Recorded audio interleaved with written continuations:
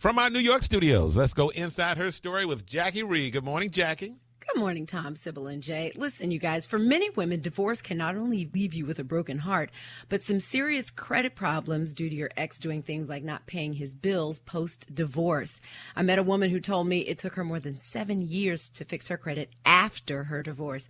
But there are ways to protect yourself. I'm going inside her story with credit repair specialist Paul Oster, who is the CEO of Better Qualify. Good morning, Paul. Listen, now I would think it's during the marriage that a spouse can do the most damage to your credit, depending on what accounts you share.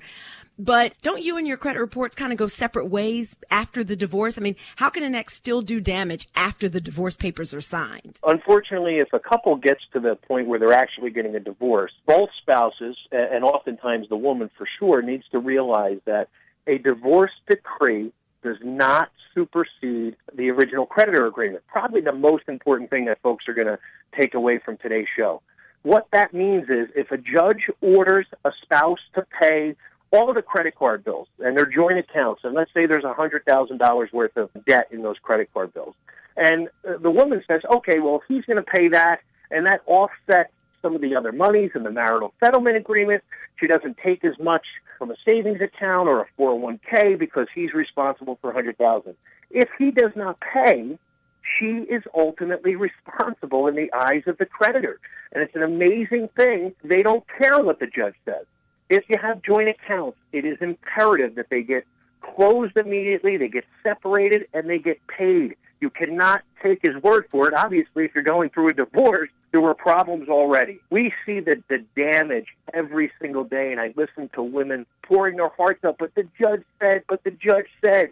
And it's an amazing thing to me that more people do not realize that. Now, is it mostly women that you hear from in these types of situations? Because a lot of women still let their husbands handle the finances and really don't get involved in that. Do you still see that happening?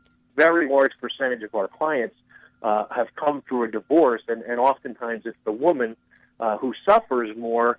Maybe she only has the joint accounts with her husband, and her husband may have other individual accounts. And once the divorce goes through and those accounts get closed or they go into default, now it's a tremendous undertaking to try and reestablish the credit, settle the debt, and move forward in her individual credit life. This may sound crazy, but what happens to the credit if the couple decides to get back together?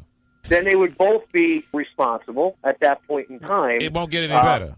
No. It doesn't. It doesn't have any effect. The marital status has no effect on credit, other than the fact that you may have joint accounts, together. So I speak all the time in front of groups, and I just tell them, congratulations, you're moving forward. You're going to get married, but you don't have to be married with credit. You can get the same credit cards, just get individual accounts, and you can pay those accounts out of a joint bank account. It's much easier to separate a bank account than it is credit card account. Paul, where can we get more of your tips on all types of credit issues? What's your website? It's betterqualified.com. Paul, thank you so much. All right, ladies. It's cheaper to keep them.